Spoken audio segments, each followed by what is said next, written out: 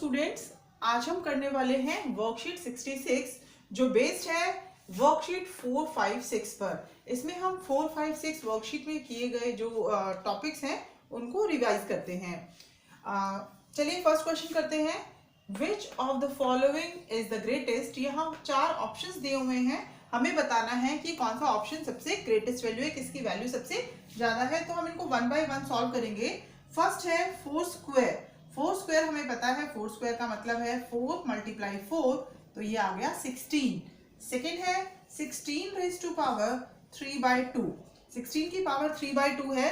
तो स्टूडेंट्स ये आपको ध्यान होगा कि जब भी अगर किसी नंबर की पावर रैशनल फॉर्म में है तो उस नंबर को हम पावर की फॉर्म में लिखेंगे। जैसे 16 लिखा है, 16 को हम लिख देते हैं 4 स्क्वायर, और ये लिखा 16 को 4 स्क्वायर और 3 बाय 2। यहाँ दोनों पावर्स हैं तो पावर्स मल्टीप्लाई हो जाएंगी आपस में।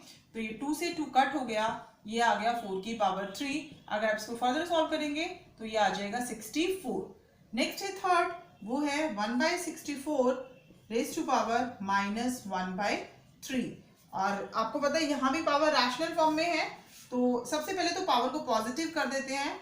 पावर को पॉजिटिव करेंगे तो 1 बाय 64 से हो जाएगा 64 raise to power 1 by 3। Power positive हो गई, नंबर यहाँ पे रेसिप्रोकल हो गया। 64 को सेम आप वही लिखेंगे 4 रेज टू पावर 3, क्योंकि 64 आता है 4 मल्टीप्लाई 4 मल्टीप्लाई 4, और ये आ गया 1 बाय 3। यहाँ दोनों पावर्स हैं और ये रूल है कि पावर पावर से मल्टीप्लाई हो जाती है। 3 से 3 cancel, 4 raise to power 1 that is 4। Next third वो है 256 raise to power minus 1 by 4। यहाँ इसको भी हम पावर की फॉर्म में लिखेंगे और ये होता है 4 रेज टू पावर 4। जब आप इसके फैक्टर्स करेंगे, मल्टीप्लाई करके देखेंगे तो ये आ गया 4 की power 4 raise to power minus 1 by 4।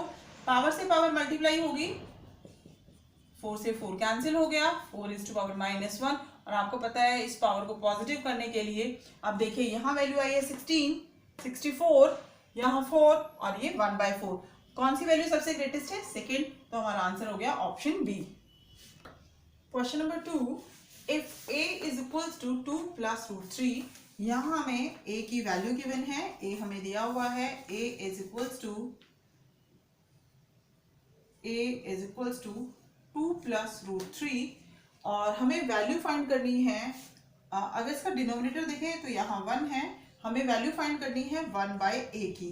तो हम इसका रेसिप्रोकल कर देते हैं, तो ये चेंज हो जाएगा 1 बाय 2 प्लस रूट 3। आंसर तो ये आ गया 1 बाय a का आंसर आ गया 1 बाय में 2 प्लस रूट 3।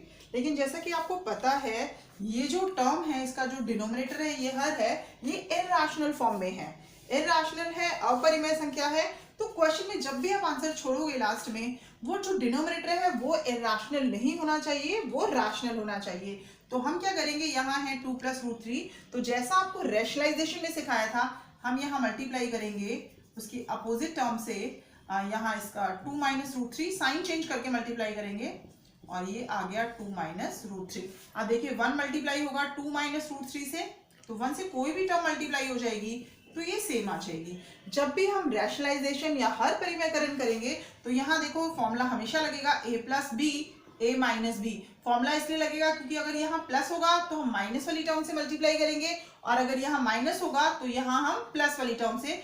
तो हमेशा यहाँ फॉर्मूला अप्लाई होगा a प्लस बी, और a माइनस बी का जो फॉर्मूला होता है a square minus B square. तो यहाँ देखिए a क्या है 2 स्क्वायर माइनस रूट 3 स्क्वायर, तो ये आ गया 2 माइनस रूट 3।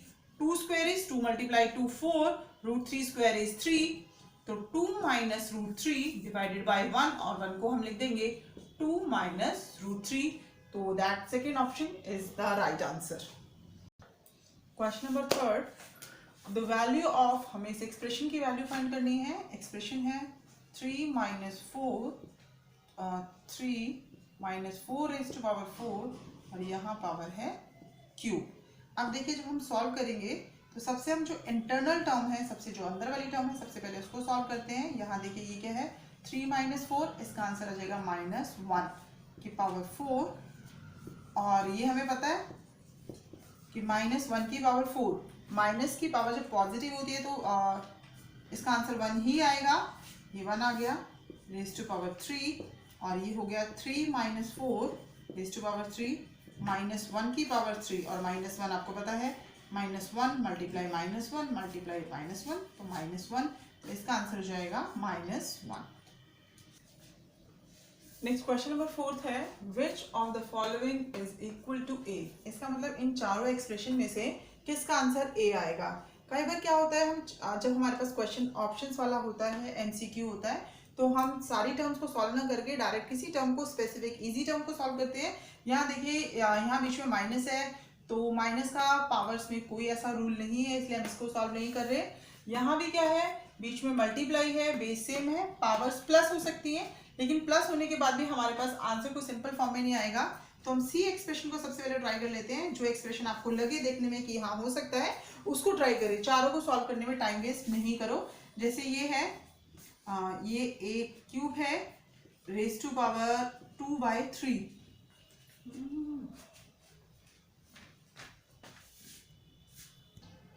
यहाँ देखिए, ये स्क्वायर रूट है, हमें पता है स्क्वायर रूट यानी वर्गमूल जो होता है उसको हम पावर 1/2 कर देते हैं, तो ये हो गया 3/2 और यहाँ से स्क्वायर रूट हट गया और यहाँ दूसरी पावर है 2/3। हम इसको मल्टीप्लाई कर देंगे, पावर को पावर से 2/3, 2 से 2 कैंसिल, 3 से 3, इसका आंसर आ गया ए। हमसे यही पूछा था किस एक्सप्रेशन का आंसर ए है, तो ये हमने सी एक्सप्रेशन को सॉल्व किया। जो कॉम्प्लिकेटेड टर्म्स है उनको सॉल्व ना करके पहले सिंपल टर्म को डायरेक्ट सॉल्व किया और हमें आंसर मिल गया। नेक्स्ट क्वेश्चन करने से पहले, अगला प्रश्न हल करने से पहले आपको बता देती हूँ कि हम ऐड कैसे करते हैं इरैशनल नंबर्स का। जैसे देखिए, अगर हमें यहाँ है √2 और √3, हमें इन दोनों को ऐड करना है। यहाँ देखिए, इस स्क्वायर रूट में नंबर है 2, यहाँ स्क्वायर रूट में नंबर है 3, तो ये दोनों टर्म्स ऐड नहीं हो सकती। ये जो आंसर लिखा है यही फाइनल आंसर माना जाएगा। आप जनरली स्टूडेंट्स क्या करते हैं, यहाँ 3 देखते हैं, 2 लिख देते हैं और इसको लिख देते हैं √5। बेटा ये इस तरह बिल्कुल गलत है। आपको क्या रखना है, अगर रूट में जो नंबर्स हैं वो अलग अलग हैं तो वो ऐड नहीं होंगे, वो इसी तरह लिखे रहेंगे। जैसे सेकेंड एक और एग्जाम्पल देखते हैं। जैसे कोई एग्जाम्पल लिखा है, ये 3√2 और प्लस 2√2। यहाँ देखिए, इस टर्म के साथ भी √2 है, इस टर्म के साथ भी √2 है, तो हम इन दोनों को कंबाइन कर सकते हैं। यहाँ हम √2 को ले लेते हैं कॉमन और यहाँ से जो एक्सप्रेशन आएगी 3 + 2, ये हो गया 5√2। या √2 को देखते हुए आप डायरेक्ट ये स्टेप भी लिख सकते हैं। अब नेक्स्ट क्वेश्चन देखिए, नेक्स्ट एग्जाम्पल देखिए। नेक्स्ट एग्जाम्पल, अगर क्वेश्चन है हमारे पास √8 + √2, अगर इस तरह का क्वेश्चन है तो सबसे पहले हमें क्या देखना है, सबसे पहले देखना है कि जो स्क्वायर रूट में से जो टर्म लिखी हुई है क्या वो पूरी सिंप्लीफाइड है। यहाँ देखिए, 8 के फैक्टर्स हो सकते हैं, 8 के फैक्टर्स होते हैं 2 × 2, तो ये 2 आ जाएगा कॉमन और इस √8 को हम लिखेंगे इस तरह 2√2 + √2 और इस √2 के साथ कोई टर्म नहीं है तो ये 1 हो गया। तो अगर 2√2 और ये है 1√2 तो इसका आंसर आ जाएगा 3√2। तो ये हमेशा एक्सप्रेशन जो भी आपको ऐड करने के लिए दिया है तो उसमें हमें देख लेना, अगर वो फर्दर सिंप्लीफाई हो सकता है तो उसको पहले सिंप्लीफाई करना है। इस तरह अगर क्वेश्चन मिलता है √27 - √3, ये क्वेश्चन है हमारे पास, जिस तरह से ऐड होता है मतलब जोड़ होता है उसी तरह से नंबर्स को माइनस किया जाता है। अब यहाँ √27 है, ये √3 है, तो √27 को 3 × 3 तो सिंप्लीफाई करके इसको थोड़ा सिंपल बना के इसको लिख देंगे 3√3 - √3। अब यहाँ देखिए, इसका कोई टर्म नहीं लिखी है तो ये 1 है, तो 3 - 1 हो गया 2 और आंसर आ गया 2√3। तो नंबर्स का एडिशन और सब्ट्रैक्शन इस तरह किया जाता है। अगर ऐसे टर्म है √3 + √2 + 4√3 -√2, इस तरह की एक्सप्रेशन हमें मिली है। तो अगर इस तरह में एडिशन करना है तो यहाँ देखिए, ये √3 वाली टर्म है, ये भी √3 वाली टर्म है, इनको हम कंबाइन करके इधर लिख लेते हैं और ये है +√2 -√2। ये एडिशन में सब्ट्रैक्शन में सिंपल कैंसिल हो गया और यहाँ इस टर्म के साथ 1 है, बीच में एडिशन है, 4 + 1 ये हो गया 5 और ये आ गया 5√3। तो जब भी आपको टर्म्स को कंबाइन करना है तो सिमिलर टर्म्स को, जिनमें स्क्वायर रूट में सिमिलर टर्म है, उनको एक साथ सॉल्व करना है और जो अलग टर्म्स हैं तो फिर आप उनको फर्दर ऐड नहीं कर सकते। लाइक अगर आपको मिल जाए ऐड करने के लिए √5 + √6 तो this is the final answer, आप इसको फर्दर ऐड नहीं करेंगे। यहाँ देखिए, अब अभी हमने ऐड और सब्ट्रैक्ट किया, जमा घटा किया। अब हम गुना भाग मल्टीप्लाई डिवाइड करते हैं। जैसे यहाँ देखिए एक सिंगल टर्म है, अगर यहाँ मैंने लिया कि आप 3 को √2 से मल्टीप्लाई करिए। यहाँ देखिए इस टर्म में रूट नहीं है, इस टर्म में रूट है, तो जब हम इनको मल्टीप्लाई करते हैं तो इसका आंसर आ जाता है 3√2। इस तरह से मल्टीप्लाई हो जाता है। जब दोनों नंबर सिंगल होते हैं, 3 और 2 है, तो यहाँ तो कोई रूट है ही नहीं, तो हम इसको नॉर्मल मल्टीप्लाई करते हैं। 3 2 जा 6। अगर टर्म कुछ इस तरह हो, 3√2 मल्टीप्लाई 2√3, इस तरह से मल्टीप्लाई करना है। थोड़ा ध्यान से देखिए, मल्टीप्लाई करने में क्या करेंगे, जो ये टर्म है, जो हमारी रैशनल वाली है, ये 3 और ये 2, ये एक साथ मल्टीप्लाई होंगे। 3 2 जा 6, और ये वाली जो टर्म है ये एक साथ रूट आ जाएगा, और 2 3 जा 6 यहाँ आ जाएगा 6√6। एक और एग्जाम्पल देखिए, अगर नंबर है हमारे पास 2√5 मल्टीप्लाई 3√3, इस तरह का नंबर है, तो यहाँ देखिए ये क्या है, 2 3 जा नंबर से हुआ, 2 3 जा 6, और √5 √3, ये दोनों मल्टीप्लाई के आ जाएगा √50। अगर टर्म है हमारे पास 2√2 मल्टीप्लाई 3, इन्हें हमें मल्टीप्लाई करना है, तो यहाँ देखिए 2 3 जा 6, और यहाँ रूट वाला कोई टर्म नहीं है, तो ये आ जाएगा 6√2। अब देखिए, जब सिमिलर टाइप की रूट वाली टर्म्स होती हैं, √2 मल्टीप्लाई √2, जब हम √2 को √2 से मल्टीप्लाई कर रहे हैं, यहाँ कोई रैशनल वाली टर्म नहीं है, दोनों ही इरैशनल है, तो यहाँ देखिए 2 मल्टीप्लाई 2 आ गया, और हमें पता है इसका ये स्क्वायर रूट का सिंबल है, इसमें से टर्म आ जाएगी बाहर 2। अगर यहाँ हम √3 को √3 से करें तो सेम होगा, 3 × 3, ये भी पेयर आ गया, इसका आंसर आ गया 3। तो आप इसको याद ही रख लीजिए कि जब रूट वाली टर्म सेम टर्म से मल्टीप्लाई होगी, इसका मतलब √5 जब √5 से मल्टीप्लाई होगा तो इसका आंसर आ जाएगा 5। अगर √7 मल्टीप्लाई हुआ √7 से, तो इसका आंसर आ जाएगा 7।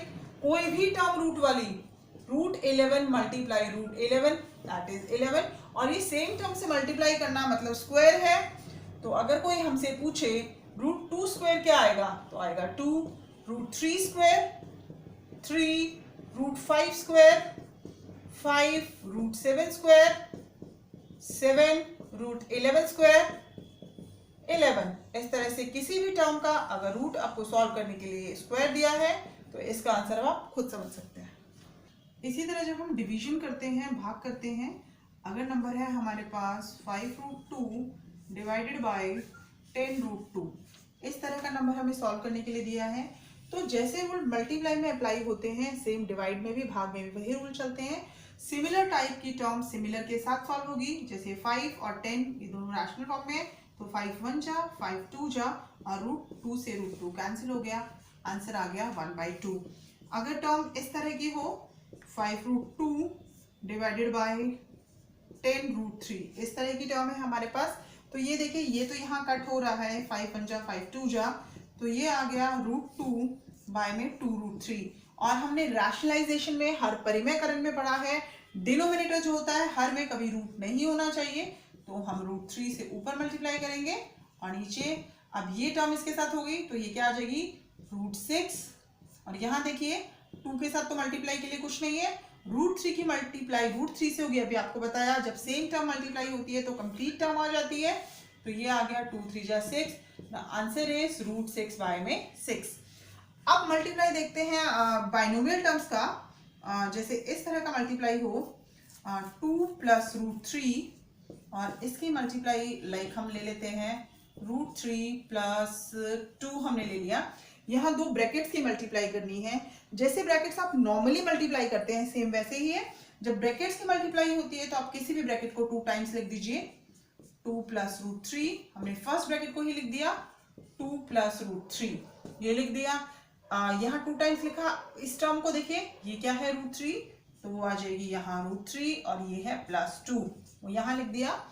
अब √3 और 2 की मल्टीप्लाई होगी, जैसे अभी आपको बताया, √3 और 2 की मल्टीप्लाई आ जाएगी 2√3। अब यहाँ क्या है, √3 की मल्टीप्लाई √3 के साथ आ गया 3, 2 की मल्टीप्लाई 2 के साथ 4, और इस 2 की मल्टीप्लाई इस √3 के साथ, तो ये आ गया 2√3, अब यहाँ देखिए 2√3 और 2√3 को ऐड करेंगे तो ये हो गया 4√3 एंड 3 + 4 हो गया 7। यहाँ ये टर्म्स देखिए दोनों सिमिलर है, 2 + √3। अगर हम चाहें तो इसमें फॉर्मूला भी लगा सकते हैं, √3 + 2 होल स्क्वायर। इस फॉर्मूले से भी हम इसको सॉल्व कर सकते हैं अगर दो ब्रैकेट में सिमिलर टर्म्स हैं। यहाँ देखिए इस तरह से मल्टीप्लाई कर दिया, और अगर दोनों टर्म सेम हैं तो ये हो गया a + b होल स्क्वायर। इसका फॉर्मूला हो जाएगा a² + b² + 2 × a × b। अब √3 का स्क्वायर हमें पता आएगा 3, 2 का स्क्वायर आएगा 4, और ये आ जाएगा 4√3। ये दोनों टर्म्स विदाउट रूट वाली हैं, तो ये 4 + 3 आ गया 7 + 4√3। यहाँ देखिए चाहे हम इसको इस तरह से मल्टीप्लाई करें या फॉर्मूला अप्लाई करें, दोनों केसेस में हमारा मल्टीप्लिकेशन का आंसर सेम आएगा। अब जो नेक्स्ट क्वेश्चन है, question number 5, do as directed. Question में जो कहा गया है वही करना है, इसे ऐड करने के लिए कहा गया है। यहाँ जोड़ना है √125 + 2√27, और इसके साथ ऐड करना है, तो ऐड है यहाँ टर्म के साथ माइनस है, तो इसमें हमें इसको ऐड कर दिया। अभी आपको बताया था इस टर्म्स को √125 है, इसके फैक्टर्स करेंगे तो 5 × 5 × 5, तो ये हो गया 5 × 5 × 5 + 2, 3 × 3 × 3। आप चाहे तो इस स्टेप को स्किप कर सकते हैं, ये आपको सिर्फ समझाने के लिए बताया है। तो यहाँ से 5 आ गया कॉमन, ये हो गया 5√5, और ये यहाँ से 3 आ जाएगा तो 2 ऑलरेडी है, 2 3 जा 6√3 - 5√5 - √3। और आपको भी क्या बताया था, आपको बताया था कि सिमिलर टाइप की टर्म जैसे √5 और √5 दोनों बिल्कुल सेम है, ये इसके साथ कैंसिल हो गई। यहाँ से आया 6√3 - √3, इसके साथ ये 1 है, 6 - 5 5√3, ये आ गया आंसर। सेकेंड पार्ट में भी हमें ऐड करना है, तो ये हो गया √7 - √11 + √5 - √11 + √13। हम इनको ऐड कर रहे हैं, सिमिलर टर्म्स देखिए, ये -√11 है, ये भी माइनस, तो भी कोई कैंसिल।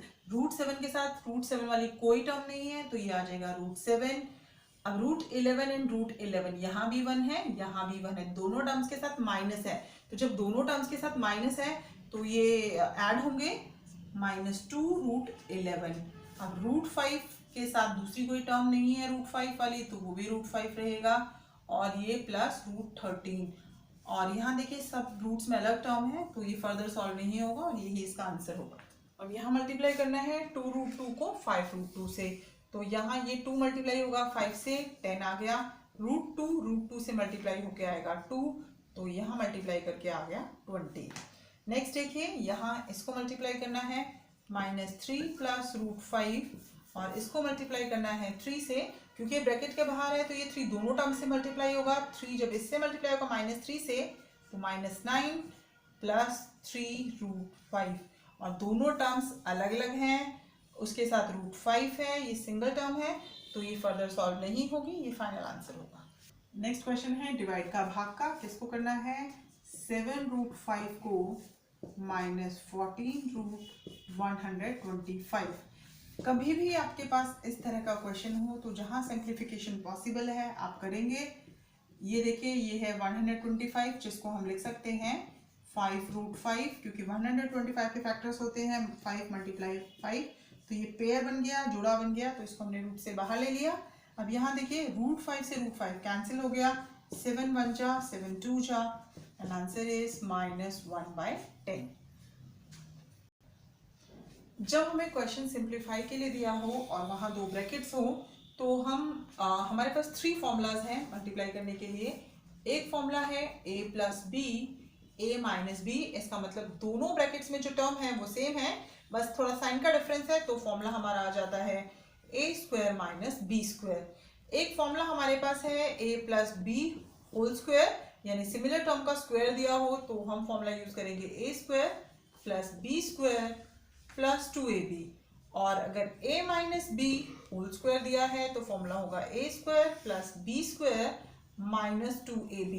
अगर ये तीन फॉर्मूलाज अप्लाई होते हैं तो ठीक है, अगर इन तीनों में से कोई फॉर्मूला नहीं अप्लाई होगा तो हम डायरेक्ट मल्टीप्लाई जैसे करते हैं वैसे करेंगे। अब यहाँ देखिए दोनों टर्म्स को 2 + √3 + 3√3 2√2 - 3√3, दोनों टर्म्स बिल्कुल सेम है, सिर्फ साइन का डिफरेंस है। तो हम यहाँ लिख भी देते हैं यूजिंग आइडेंटिटी, कि हम कौन सी आइडेंटिटी को यूज कर रहे हैं, कौन सा फॉर्मूला हमने यूज किया है, a + b a - b, और फॉर्मूला है हमारा a² - b²। अब a क्या है यहाँ पर 2√2, तो इसका आंसर आ जाएगा 2√2², ये हो गया a² - b² 3√3²। अब स्क्वायर आप टर्म कैसे सॉल्व करेंगे, यहाँ दोनों टर्म्स का स्क्वायर होगा, 2 का स्क्वायर आया 4 और √2 का स्क्वायर आएगा 2 माइनस 3 का स्क्वायर आएगा 9 और √3 का स्क्वायर आएगा 3। आप इस स्टेप को ना लिखें तो भी चलेगा, आप डायरेक्ट कर सकते हैं, 9 3 जा 27। अब यहाँ इसको आप माइनस करेंगे तो आंसर आ जाएगा -19। आप रफ में अगर स्क्वायर को सॉल्व करना है तो आप इस तरह से करके लिख सकते हैं, 2² 4 √2² 2, तो डायरेक्ट 8 भी लिख सकते हैं। नेक्स्ट क्वेश्चन है 2√8 × 3√2। तो यहाँ देखिए ये √8 जो है, हमें पता है √8 क्या होता है 2√2, ये आपको पहले ही बता चुके हैं। ये √8 का आंसर 2√2 कैसे होता है, अगर किसी को कंफ्यूजन है तो एक बार फिर देख लीजिए। √8 इज 2 × 2 और ये आ गया 2 कॉमन 2√2, तो हमने इसकी वैल्यू यहाँ लिख दी है 2√2। 2 2 जा 4 4√2 माइनस 3√2। अब ये देखिए दोनों टर्म सेम है तो यहाँ फॉर्मूला लगाने की जरूरत ही नहीं है, क्योंकि ये दोनों सब्ट्रैक्ट हो सकते हैं। 4 - 3 हो गया 1 √2² और 1 अगर आप नहीं भी लिखे तो भी चलेगा, √2² और √2² इज √2 × √2 दैट इज 2। तो ये इसका आंसर आ गया। Part third √7 + √6। सेकेंड पार्ट में हमने देखा यहाँ दोनों जो टर्म्स आई थी वो सेम थी, इसलिए हमें फॉर्मूला नहीं लगाना पड़ा क्योंकि वो दोनों सॉल्व हो गई थी। यहाँ क्या है √7 + √6, ये ऐड नहीं हो सकती, इसलिए हम फॉर्मूला अप्लाई करेंगे। यहाँ देखिए होल स्क्वायर है और आपको होल स्क्वायर के लिए क्या फॉर्मूला बताया है, a² + b² + 2ab। a हमारा क्या है √7, a² + b² + 2ab। अब इसको सॉल्व करते हैं। √7² इज 7, √6² इज 6 प्लस 2 रहेगा एज इट इज, √7 और √6 को मल्टीप्लाई करेंगे √42। अब ये दोनों टर्म्स ऐड हो जाएंगी 13 + 2√42। इसको फर्दर ऐड नहीं कर सकते, तो ये हमारा फाइनल आंसर होगा। Next question number fourth part में देखिए ये है 6 - √2 और ये है 2 + √3। दोनों ही टर्म एक जैसी नहीं है। जब दोनों टर्म एक जैसी नहीं है तो हम फॉर्मूला अप्लाई नहीं करेंगे। हमने ये ब्रैकेट देखिए 6 - √2, हमने इसको लिख दिया 2 टाइम्स 6 - √2 6 - √2। इसको दो बार इसलिए लिखा है कि जो सेकेंड ब्रैकेट है उसको हम ब्रेक करके लिखेंगे। इसके साथ लिख दिया 2 और इसके साथ आ जाएगा √3। अब 2 से इन दोनों टर्म्स को मल्टीप्लाई करेंगे, 2 6 जा 12 और जब 2 √2 से मल्टीप्लाई होगा तो ये आ जाएगा 2√2। अब यहाँ देखिए √3 मल्टीप्लाई होगा 6 के साथ तो आ गया 6 √3 और √3 मल्टीप्लाई होगा -√2 के साथ तो आ जाएगा -√6। अब यहाँ देखिए ये टर्म में कोई रूट नहीं है, इस टर्म में √2 है तो किसी और में √2 नहीं है, इस टर्म में √3 है किसी और में √3 नहीं है, √6 भी अकेली टर्म है, तो ये हमारा आंसर है। नेक्स्ट क्वेश्चन में जो हम प्रॉपर्टी अप्लाई करने वाले हैं वो प्रॉपर्टी है कि अगर दो नंबर्स इक्वल है और उसमें बेस सेम है तो उनकी पावर्स भी इक्वल होंगी। जैसे यहाँ हमें दिया हुआ है √3 रेज़ टू पावर x, √3 की पावर x दी हुई है और यहाँ पे 3 की पावर 7 है। यहाँ देखिए दोनों नंबर्स इक्वल हैं, लेकिन अभी दोनों के बेसिस अलग अलग हैं, दोनों का जो आधार है वो अलग है। यहाँ आधार 3 दिया हुआ है और यहाँ √3 दिया हुआ है। अगर दोनों सेम है तो इसको अगर हम सिंप्लीफाई करें, हमें पता है अगर हम इसका रूट हटाएंगे तो ये पावर हो जाएगी 1/2। यहाँ x है तो ये पावर हो गई x/2 इज इक्वल्स टू 3 की पावर 7। यहाँ और अब दोनों नंबर्स इक्वल है, दोनों का बेस, दोनों का आधार सेम है, तो इसलिए इसकी पावर क्या है x/2 किसके इक्वल हो जाएगी 7 के, और इसको हम क्रॉस मल्टीप्लाई कर देंगे तो x का आंसर आ जाएगा 2 × 7, x इज 14। इस तरह का एक क्वेश्चन और आपको सॉल्व कराती हूँ ताकि आपको अच्छे से क्लियर हो जाए। यहाँ देखिए 2 x की पावर -5 है, यहाँ ये 256 लिखा है। आप 256 के फैक्टर्स करेंगे, जब आप फैक्टर्स करेंगे तो आप देखेंगे ये 2 यहाँ आ जाएगा 8 टाइम्स, तो ये हो गया 2 की पावर 8। अब यहाँ भी बेस देखिए सेम है, यहाँ बेस सेम है तो पावर्स इक्वल होंगी। x - 5 किसके इक्वल आ जाएगा 8 के, और x क्या हो गया 8 + 5, ये इधर शिफ्ट हो जाएगा और x का आंसर आ जाएगा 30। जो वर्कशीट में हमने जो कुछ रिवाइज किया उस पर बेस्ड आप इन क्वेश्चन को ट्राई करेंगे, और ट्राई करने में जो बाकी क्वेश्चंस हैं वो बिल्कुल सिंपल हैं। क्वेश्चन नंबर 5 में आपको एक्सप्लेन कर देती हूँ। प्रूफ दैट, आपको प्रूफ करना है कि 1/3 + √8 इस टर्म को सॉल्व करके 5 आ रहा है। तो आपको इसको किस तरह से सॉल्व करना है, आप सोचिए आपके पास 1 2 3 4 5 क्वेश्चंस हैं।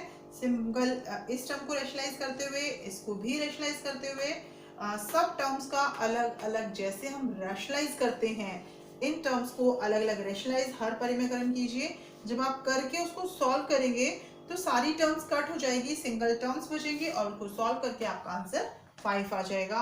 और यहाँ जहाँ पावर रैशनल नंबर की फॉर्म में गिवन है, पावर में एक परिमेय संख्या दी हुई है, आप इस नंबर को पावर की फॉर्म में लिखेंगे और सॉल्व करेंगे तो ये क्वेश्चन आपसे इजीली सॉल्व हो जाएंगे। तो आज की क्लास में इतना ही, मिलते हैं नेक्स्ट क्लास में नई वर्कशीट के साथ। Till then bye bye, thank you so much.